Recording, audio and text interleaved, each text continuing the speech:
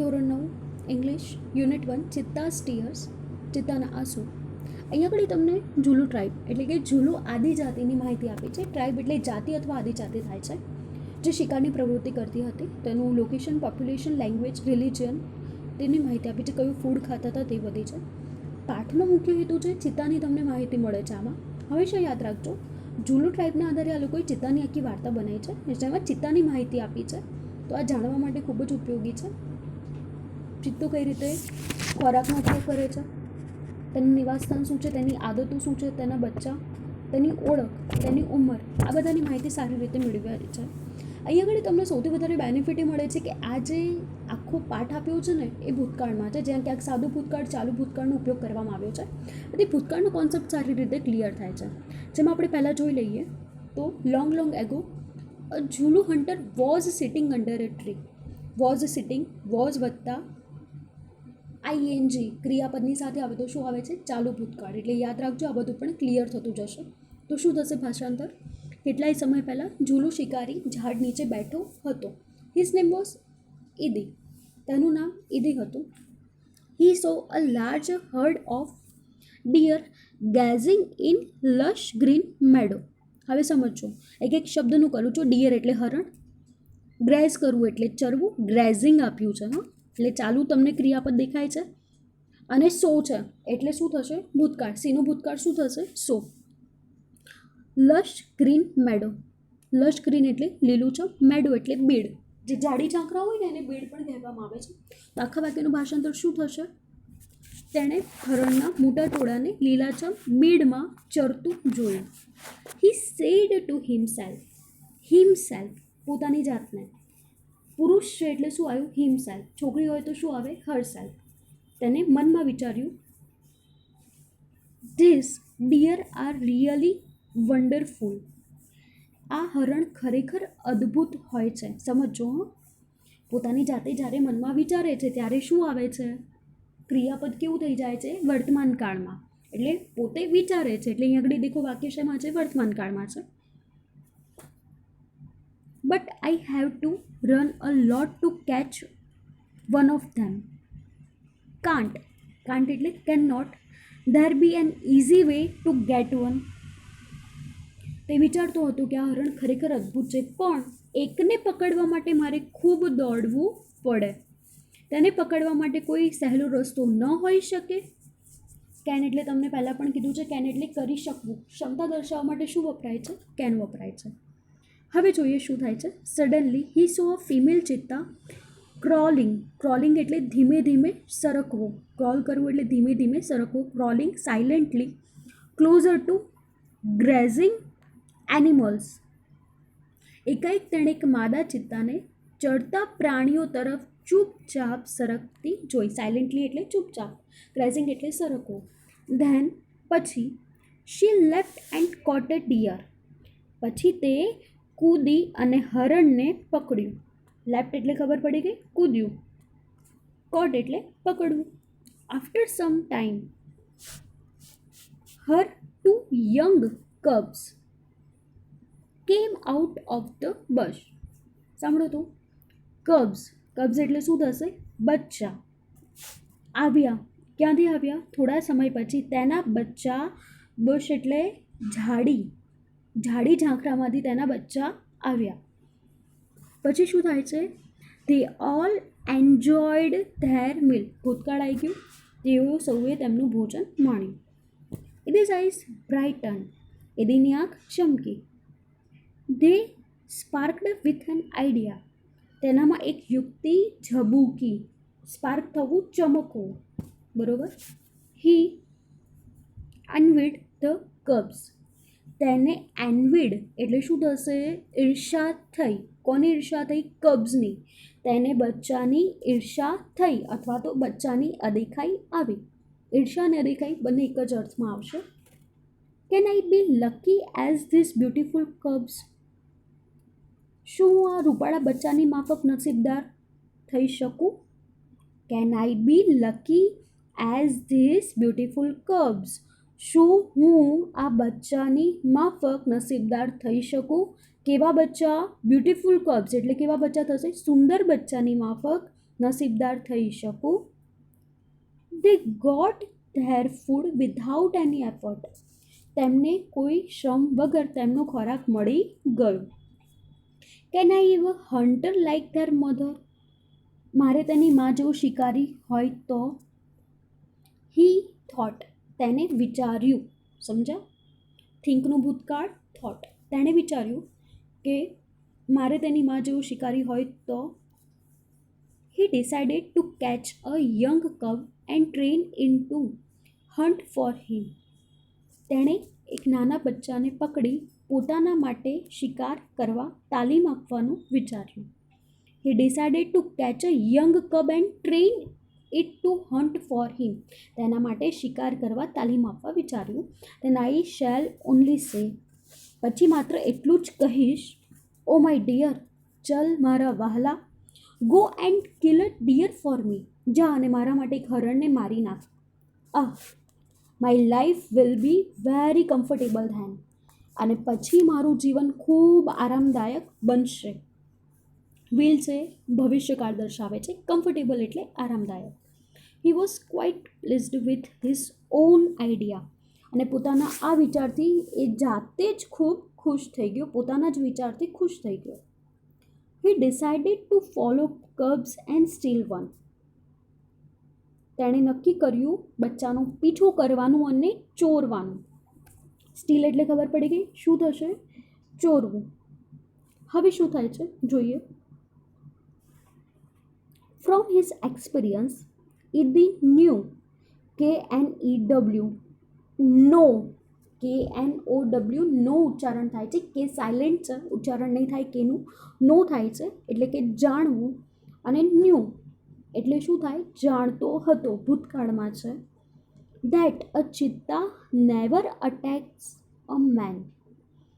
તે જાણતો હતો ચિત્તો માણસ પર હુમલો કરતો નથી. Therefore, તેથી it was safe to steal a cub. બચ્ચું ચોરવું સલામત હતું.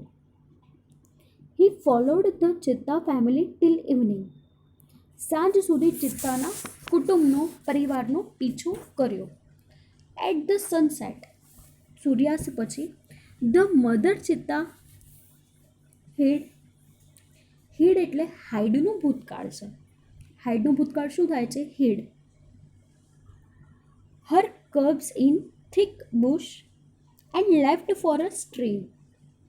અને પછી થીક એટલે ગાઢ, બુશ એટલે ઝાડી, સ્ટ્રીમ એટલે ઝરણું. માતાએ શું કર્યું? માતાએ પોતાના બચ્ચાને ગાઢ ઝાડીમાં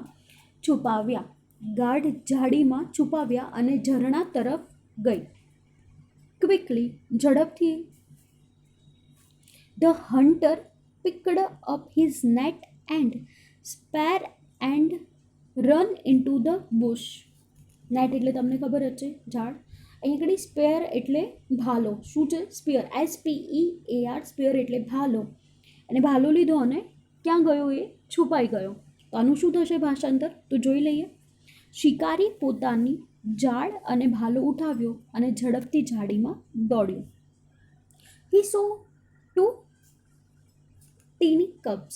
તેને ટાઈની 2 કબ્સ જોયા. કબ્સ એટલે બચ્ચા, સો એટલે જોવું, ભૂતકાળમાં છે.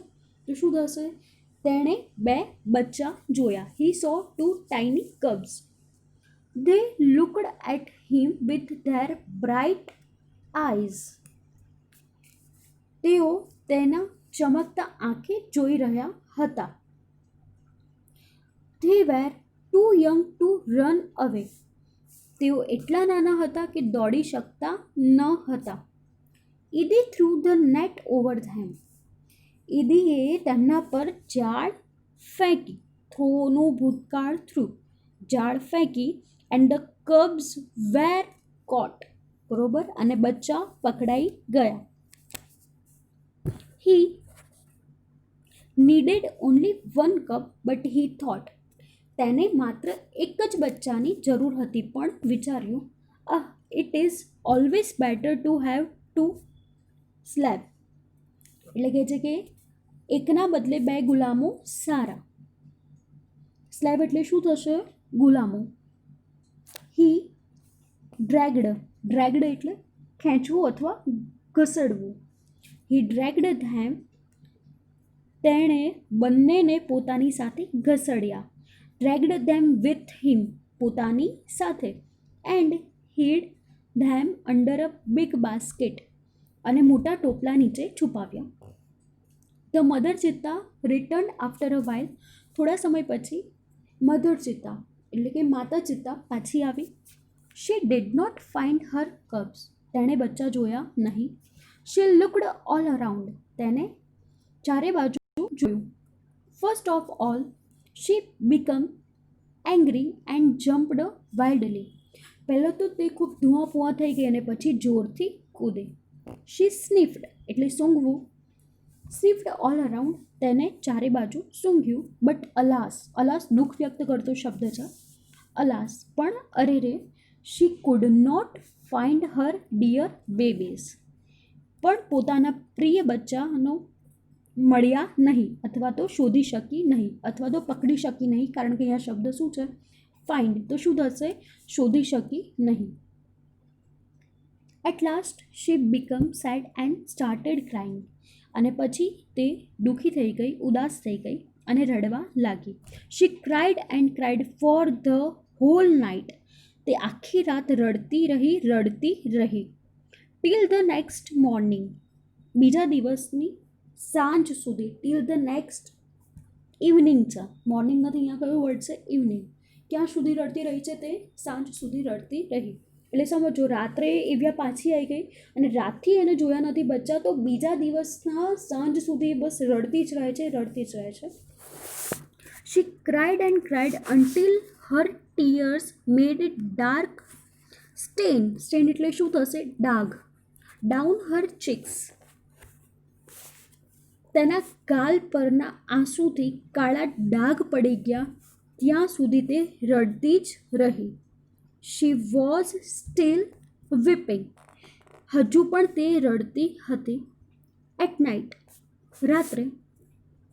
The mother cheetah cried so loudly, રાત્રે ચિત્તા એટલું મોટેથી રડી.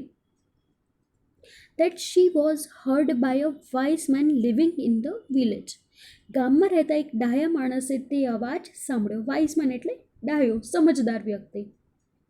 ધ ઓલ્ડ મેન અન્ડરસ્ટૂડ, અન્ડરસ્ટેન્ડ એટલે સમજવું, મૂળ ક્રિયાપદ છે. ભૂતકાળ શું થાય છે? અન્ડરસ્ટૂડ.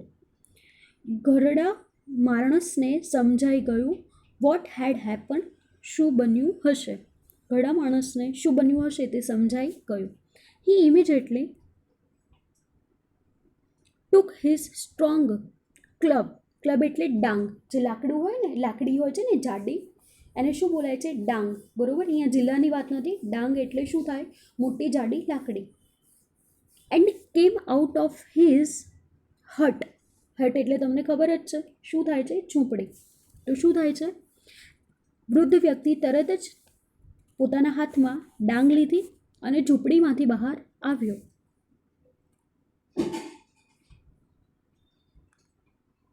This old man Shanno was very wise, આ વૃદ્ધ શન્નો ખૂબ જ સમજદાર હતો.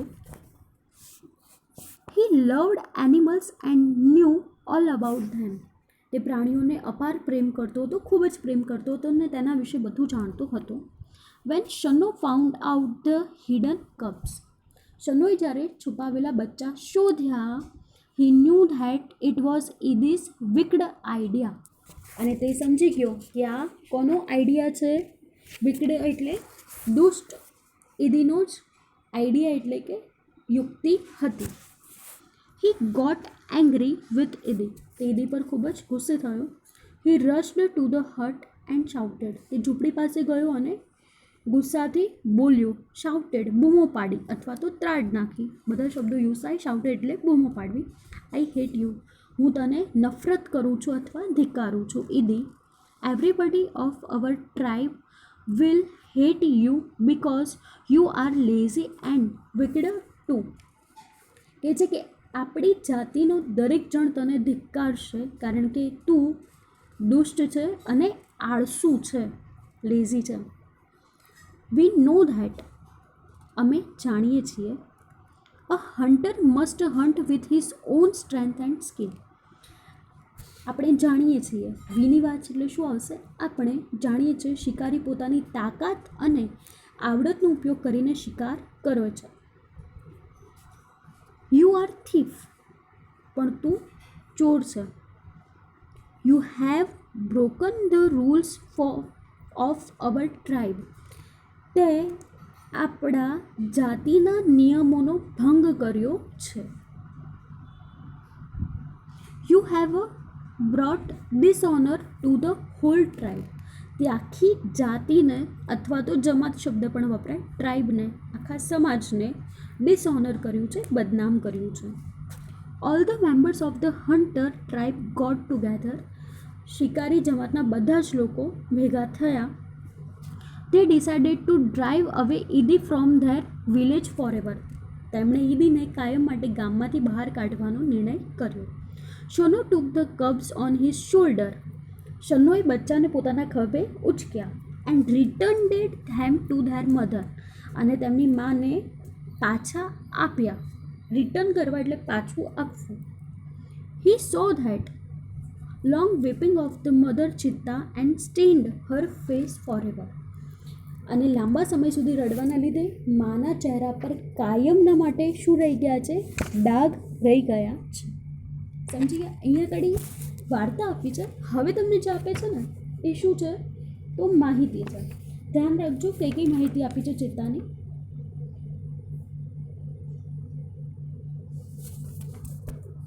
ફેક્ટ્સ અબાઉટ ચિત્તા. ચિત્તા વિશે હકીકત છે. હાઇટ, ઊંચાઈ છે 100 સેન્ટીમીટર, 100 સેન્ટીમીટર. વેઇટ એટલે કે વજન 65 kgs, 65 કિલોગ્રામ છે. વેઇટ એટ બર્થ, જન્મ સમયે તેમનું વજન કેટલું છે? તો માત્ર કેટલું છે? 300 ગ્રામ. એજ ઓફ મેચ્યુરિટી, પરિપક્વતાની ઉંમર એટલે કે પુખ્તતાની ઉંમર. તો કેટલી છે પુખ્તતાની ઉંમર? 2 years. આ બધા 1 માર્કના ક્વેશ્ચન છે, ધ્યાન રાખજો, અને નોલેજ માટે પણ ઇમ્પોર્ટન્ટ છે. આઈડેન્ટિફિકેશન એટલે કે ઓળખ. The cheetah has a lighter body and its legs are longer than the leopard's. ચિત્તાનું શરીર હલકું હોય છે અને તેના પગ દીપડા કરતાં લાંબા હોય છે. ઇટ હેઝ આઇસોલેટેડ એટલે છૂટું છવાયું, isolated black spots, whereas the leopard has clusters of spots. અહીંયા કહે છે ચિત્તાને છૂટા છવાયા કાળા ડાઘ હોય છે, જ્યારે દીપડાને ડાઘ ઝુમખામાં હોય છે. અહીંયા આગળ બહુ કન્ફ્યુઝન હોય છે ચિત્તા અને દીપડામાં. દીપડો જોઈને પણ ચિત્તો લાગતો હોય છે, પણ અહીંયા આગળ તમને ચોખવટ આપી છે ચિત્તા અને દીપડાની વચ્ચે. દીપડાના ડાઘ હોય છે તે ઝુમખામાં એકસાથે હોય છે, જ્યારે ચિત્તામાં ડાઘ હોય છે તે છૂટા છવાયા છે. હેબિટેટનો અર્થ શું થાય છે? નિવાસ જગ્યા. આમ તો નોર્મલી આપણે હેબિટેટ તો આદત સમજીએ છીએ, પણ અહીંયા આગળ શબ્દનો અર્થ શું છે? નિવાસ સ્થાન છે, અને સ્પેલિંગ પણ ડિફરન્ટ છે, એટલે ધ્યાન રાખજો. આ cheetahs usually live in open forest, ચિત્તા સામાન્ય રીતે ખુલ્લા જંગલોમાં રહેતા હોય છે. Presently they are founded mainly in Africa, અત્યારે મુખ્યત્વે આફ્રિકામાં જોવા મળે છે.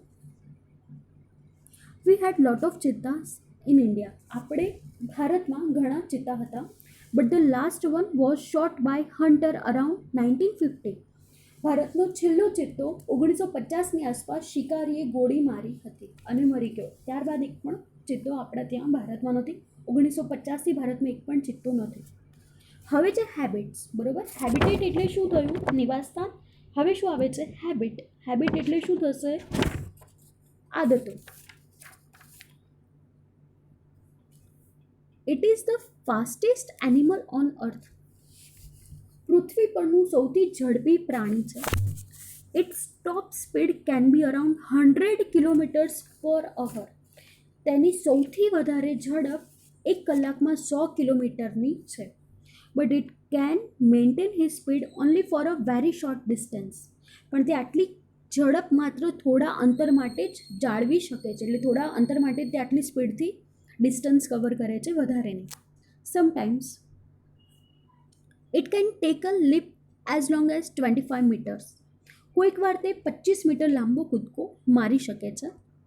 It creeps silently behind the prey and then leaps up to catch it, શિકારની પાછળ તે ચૂપચાપ સરકે છે. ક્રીપ આગળ આવી ગયું છે, સરકવું, અને પછી તે પકડવા કૂદે છે. It does not preserve its prey. તે તેનો શિકાર સાચવી રાખતો નથી. એટલે કાયમ શું કરશે? નવો શિકાર કરે છે ખોરાક માટે. This sometimes causes death of cubs and young cheetah. આથી કેટલીક વાર બચ્ચાનું કે નાના ચિત્તાનું મોત થાય છે. ખોરાકની શોધમાં નીકળે, ખોરાક મળે નહીં, જેના લીધે નાના ચિત્તાનું શું થઈ જાય છે? મૃત્યુ. અથવા તો યુવાન ચિત્તાનું પણ શું થાય છે? મૃત્યુ. શેના લીધે? તો ખોરાક ન મળવાને લીધે. કેમ ખોરાક નથી મળતો? કારણ કે આ લોકો શિકાર કર્યા પછી ખોરાકને સાચવી રાખતા નથી, ભેગું કરી રાખતા નથી. સમજી કે? It is solitary creature. તે એકલવાયુ પ્રાણી છે. It does not live in a group. તે ગ્રુપ ઓર અ હર્ડ. તે ગ્રુપ કે કુટુંબમાં રહેતો નથી. સોલિટરી એટલે એકલવાયુ, ગ્રુપ એટલે સમૂહ. તે હંમેશા સેપરેટ રહે છે, એકલો રહે છે. Its family separate is as soon as the cubs are mature. બચ્ચા પુખ્ત થઈ જતાં કુટુંબ સેપરેટ થાય છે, વિખરાઈ જાય છે અથવા છૂટું થાય છે. સમજી ગયા? હવે ડાયટની વાત કરી છે, ખોરાકની. તો શું થશે? મીડિયમ સાઇઝ એટલે મધ્યમ કદના બક. બક એટલે કાળિયાર. સમજો અહીંયા આગળ કાળિયાર એ હરણની જ જાતિ છે. તમને ખ્યાલ હશે કાળિયાર. તો અહીંયા આગળ બક એટલે શું થશે? કાળિયાર. Its main food. તેનો મુખ્ય ખોરાક મધ્યમ કદના કાળિયાર છે.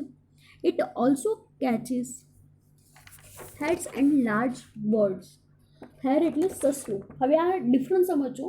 સસલું એટલે રેબિટ કહીએ છીએ, પણ અહીંયા આગળ જે હેર થાય છે, HARE હેર, એટલે તમને લોકોને નવાઈ લાગશે, તમે ભૂલી પણ ગયા હશો વાર્તા. 5th સ્ટાન્ડર્ડમાં હેર આવી જાય છે, હેર અને ટોર્ટોઇઝની. હેર એટલે શું થશે? તો બદામી રંગનું સસલું, એને સ્પેશિયલી શું બોલાય છે? હેર. બરોબર? એટલે અહીંયા ધ્યાન રાખજો. એન્ડ લાર્જ બર્ડ્સ, મોટા પક્ષીઓ. તો એનો ખોરાક ખબર પડી ગઈ. મધ્યમ કદના કાળિયાર મુખ્ય ખોરાક છે. સસલા અને મોટા પક્ષીઓ પણ મારે છે, પણ હેર એટલે ખબર પડી કે બદામી રંગના સસલા, એને હેર કહેવામાં આવે છે. કબ્સ, બચ્ચા. The female give birth to 4 cubs at a time. માદા ચિત્તા એક વખતમાં એક સાથે 2 થી 4 બચ્ચાને જન્મ આપે છે. They are very beautiful with long silver grey fur. લાંબી રૂપેરી રૂંવાટી સાથે બચ્ચા ખૂબ જ સુંદર હોય છે. The mother calls them by giving a high pitched whistle like a bird. Whistle એટલે તમને ખબર છે, સિસોટી જેવો તીણો અવાજ, અને હાઈ પિચડ એટલે તીવ્ર. એટલે પક્ષીની જેમ તીવ્ર સિસોટી જેવો અવાજ કરી મા બચ્ચાને બોલાવે છે. ખ્યાલ આવી ગયો? અહીંયા આગળ તમારો ફર્સ્ટ ચેપ્ટર કમ્પ્લીટ થાય છે. ભાષાંતર ધ્યાનથી સમજજો. એક એક શબ્દના સ્પેલિંગોને ખાસ મોડે કરજો. સ્પેલિંગોમાં ભૂલ થતી હોય છે. ગ્લોસરી આપી છે, જે ઇંગ્લિશમાં તમને અર્થ આપેલા હોય છે. ગુજરાતી અને ઇંગ્લિશ બંને અર્થ કરી લો છો. વોકેબ્યુલરી પણ બહુ જ ઇઝી છે. અહીંયા આગળ તમારે વાક્ય વાંચીને તેને યોગ્ય રીતે જવાબ આપવાના છે, એના અર્થ પ્રમાણે, જે અલગ અલગ ભાવને વ્યક્ત થાય છે. તેના પછીની વાત કરી લઈએ તો ઓપોઝિટ વર્ડ્સ છે. ઓપોઝિટ વર્ડ્સ કરવાના છે. તમને ખબર છે, લાર્જ છે તો ઓપોઝિટ શું થાય? સ્મોલ થાય. નકાર વાક્યમાં ફેરવવાનું છે. એ પણ ઇઝી છે. તેના પછીની પણ તમને માહિતી બધી આપી દીધી છે. બ્રેકેટ પ્રમાણે તમારે યોગ્ય ઉદાહરણ પ્રમાણે શબ્દોને મૂકવાના છે. બરાબર? એના પછી તમને આપ્યું છે કોમ્પ્રિહેન્શન, જેમાં તમારે અલગ અલગ શબ્દો લખવાના છે. કોમ્પ્રિહેન્શનમાં જ્યાં દુઃખ વ્યક્ત થાય છે ત્યાં તે પ્રમાણે, સારું કામ કરે છે તો તે પ્રમાણે તમારે અહીં આગળ જે વેલ્ડન છે, હાઉસ હેડ છે, વોટર શી છે, એક્ઝામ્પલ પ્રમાણે તમારે મૂકવાના છે, જે પણ સરળ છે. આમાં ખાસું તમારે ક્વેશ્ચન આન્સર મોડે કરવાના છે, જેથી તમને વાક્ય રચનાને એનો ખ્યાલ આવી જાય. શું છે તેની માહિતી આપી દઉં છું. ગાઈડમાં બધી ડિટેલ્સ આપેલી છે, એ પ્રમાણે તમે મોડે કરી લો છો. અહીંયા આગળ અરેન્જ ધ સેન્ટેન્સીસ છે. જે ક્રિયાઓ બની છે એ ઘટના પ્રમાણે ગોઠવવાની છે. તેના પછી છે ને અહીંયા તમને માહિતી આપી છે. ચિત્તા વિશે તમારે લખવાનું છે, વાક્ય બનાવવાના છે, જે ઓલરેડી તમે ઉપર શીખી ગયા છો. Answer the question, this is most important. આ ખાસ ગાઈડમાંથી કરી લો છો. 9/9 કઈ રીતે વાક્ય રચના થાય છે એમાં ખાસ ધ્યાન આપજો. તમને ઉપર જે માહિતી આપી છે ને તેના આધારે અહીંયા આગળ ડિટેલ્સ ભરવાની છે. આઈડેન્ટિફિકેશન છે, હેબિટેટ છે, સ્પીડ છે, ફૂડ છે, જે ઓલરેડી પાર્ટમાં આપણે શીખી ગયા છે, તેની માહિતી કોઠામાં ભરવાની છે. પછી દેખો complete the statement using appropriate word of group of words from the text. પાઠમાંથી તમારે શબ્દો મૂકવાના છે, બરોબર, શોધીને.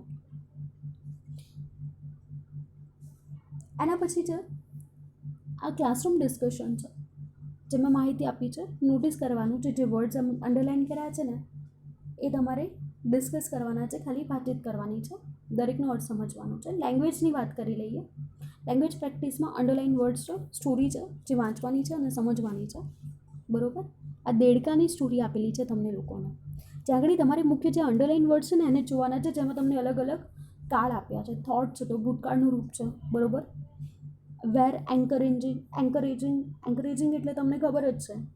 વેર એટલે ભૂતકાળ ને આઈએનજી આવ્યું એટલે શું થશે? ચાલુ ભૂતકાળ. તો અહીંયા આગળ કાળની માહિતી આપવામાં આવી છે. સૌથી ઇમ્પોર્ટન્ટ હજુ બી ખાસ ફરીથી ગ્રામરમાં પણ ચલાવીશ. આ ઉપરાંત પણ અહીંયા માહિતી આપી દઉં. પ્રશ્નાર્થમાં ડીડ હોય જ્યારે વાક્ય બને, આન્સરમાં જ્યારે ડીડ નીકળી જાય અને ક્રિયાપદનું કયું રૂપ આવશે? ભૂતકાળ. અને જ્યારે ડીડ લખો છો ત્યારે હંમેશા જોજો ક્રિયાપદનું કયું રૂપ આવે છે? મૂળ રૂપ જ આવે. સમજો, did 2 frogs fall into the pit. Fall દેખ્યું ક્રિયાપદનું મૂળ રૂપ છે. જ્યારે આન્સર આપું છું ત્યારે ડીડ નીકળી ગયું ને ફોલનું શું થઈ ગયું છે? ફેલ. સમજ્યા? એટલે આ ખાસ ધ્યાન રાખજો. હવે જે છે ને લેંગ્વેજ રાઇટિંગમાં વોઝ, વોઝન્ટ, વેર, વેરન્ટ મૂકવાનું છે અને જવાબ આપવાના છે. આ પણ ખૂબ સરળ છે. એના પછી તમને આપી દીધું છે questions. Ask the teacher, write the action and main information from your teachers answer. જે આન્સર ટીચર આપે છે તેના પ્રમાણે તમારે વાક્ય બનાવવાના છે. આ પણ ખૂબ જ સરળ છે. આમાં મુખ્યત્વે તમારે ગ્રામરમાં આ બધી પ્રેક્ટિસ એટલા માટે છે, એક્સ્ટ્રા એટલા માટે આપ્યું છે કે તમારું ગ્રામરનું નોલેજ વધે. ક્યાં ડીડ મુકાય છે, ડીડ મુકાય તો ક્રિયાપદનું કયું રૂપ આવે છે. તમે જેટલી પણ અંડરલાઈન જોશો ને અહીંયા આગળ તો દેખો ક્રિયાપદનું શું આવે છે? મૂળ રૂપ. અને જ્યારે આન્સર જોવો છે ત્યારે ડીડ નીકળી જશે અને ક્રિયાપદનું કયું રૂપ આવશે? ભૂતકાળનું. દેખાય છે બીકમનું શું થઈ ગયું છે? બીકે. એટલે આ શીખવા માટે છે, બધું પ્રેક્ટિસ માટે છે. તમે આ બધું જ વ્યવસ્થિત મોઢે કરજો. અહીંયા પણ એક્ઝામ્પલ એ જ આપ્યું છે. દેખાય છે ડીડ પ્લે દેખાયું? ડીડની સાથે શું આવે? ક્રિયાપદનું મૂળ રૂપ. અને જ્યારે આન્સર લખો છો ત્યારે શું આવે છે? ડીડ નીકળી જશે અને ક્રિયાપદનું કયું રૂપ આવશે? ભૂતકાળનું. એટલે ધ્યાન રાખજો, અહીંયા આગળ બધા એક્ઝામ્પલ એના જ છે. બધા એક્ઝામ્પલ તૈયાર કરવાના છે, જેનાથી તમને પ્રેક્ટિસ હશે તે રીતે બાકીના આન્સર્સ લખાય છે. સમજે કે અહીંયા બધું જ ડીડવાળું છે. કારણ શું છે? આખું જ પાર્ટ શેમાં આપેલું છે? ભૂતકાળમાં આપ્યું છે, જેનાથી તમારું ભૂતકાળનું નોલેજ શું થાય છે? ઇન્ક્રીઝ થાય છે. અને કઈ રીતે વાક્ય રચના લખવી છે તેનું પણ તમને ધ્યાન રહે છે, બરાબર.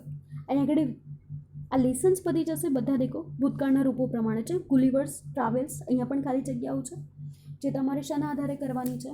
તો આ બધી જ ખાલી જગ્યા ભૂતકાળના આધારે થશે. હવે એક તો શું થશે? વોક. આનાથી તમારા ભૂતકાળના શબ્દો વધી જશે. તો આ બધી ખાલી જગ્યાઓ રેડી કરવાની છે. કઈ રીતે લખાય છે આ બધા શબ્દો મોઢે કરવાના છે. રાઇટિંગમાં જોઈ લઈશું. તો રાઇટિંગ એટલા માટે હોય છે કે જેનાથી તમારું નોલેજ વધે, રાઇટિંગની સ્કિલ વધે, જેનાથી એસે લખવું જાતે તમારા માટે સરળ થઈ જાય. કારણ કે ગ્રામર આવડશે તો તમને એસે લખતા આવડશે, નિબંધ લખતા આવડશે. તો અહીંયા આગળ જોઈએ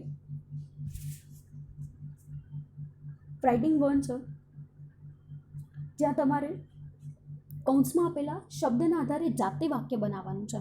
અને બધું શેમાં છે? ભવિષ્યકાળમાં છે. દેખાય છે વિલ આપ્યું છે તમને, વિલ પુટ, વિલ ગીવ. આ રીતે તમારે વાક્ય બનાવવાના છે અંદરથી જ. રાઇટિંગ 2 આપ્યું છે, જેમાં તમને ડિટેલ્સ આપી છે, જેના આધારે તમારે જાતે ફકરો લખવાનો છે. સૌથી મોસ્ટ ઇમ્પોર્ટન્ટ, તમને લોકોને આ શોર્ટ નોટ બી પૂછાય ટ્રાઇબલ ઉપર, અથવા તો તમને એસે પણ પૂછાઈ શકે જો પેપરને હાર્ડ કરવું હોય તો આના રિલેટેડ એસે પણ પૂછાય કે ટ્રાઇબલમાં તમે લાઈફ છે એનું એક્સપ્લેનેશન પણ એ લોકો પૂછાય. હવે અહીંયા તમને જે માહિતી આપી છે ને, રાઇટ અબાઉટ 10 સેન્ટેન્સીસ, તો એ શોર્ટ નોટમાં પણ પૂછાય, એસેની રીતમાં પણ પૂછાઈ શકે છે. એટલે ટ્રાઇબ વિશે માહિતી મેળવજો અને એના વિશે ડિટેલમાં લખવાનું છે. એનિમલ, કોઈ પણ એનિમલ તમારે માહિતી એની ડિટેલ લખવાની છે, કોઈ પણ એનિમલ લઈને. અને અહીંયા આગળ જાતે એની ડિટેલ બધી શોધી અને લખવાની છે. બિગ બર્ડ્સની વાત કરવામાં આવી છે, કયા કયા પ્રકારે હોય છે જેની વધારે ડિટેલ્સ આપવામાં આવી છે, બરાબર. અહીંયા આગળ પાઠ પૂરો થાય છે. એલિફન્ટ બર્ડ અને જાયન્ટ મોઆ વિશે માહિતી આપવામાં આવી છે. એક્ઝામને રિલેટેડ નથી, એક્ઝામને રિલેટેડ પાર્ટ છે ને એના સવાલ જવાબ જે તમને આ ચોપડીમાં આપેલા છે ને એ ખાસ કરજો. અને આ બધું પ્રેક્ટિસ માટે છે. શું શીખવા માટે? ભૂતકાળના વાક્યો છે, પ્રશ્નો છે, તેને કઈ રીતે તમે લખી શકો. એટલે ધ્યાનથી પાઠને સમજજો, કઈ રીતે વાક્યો છે, કઈ રીતે વાક્ય રચના કરવામાં આવી છે તેને સમજજો. આમાં યુનિટ 1 ઇંગ્લિશમાં પૂરું થાય છે.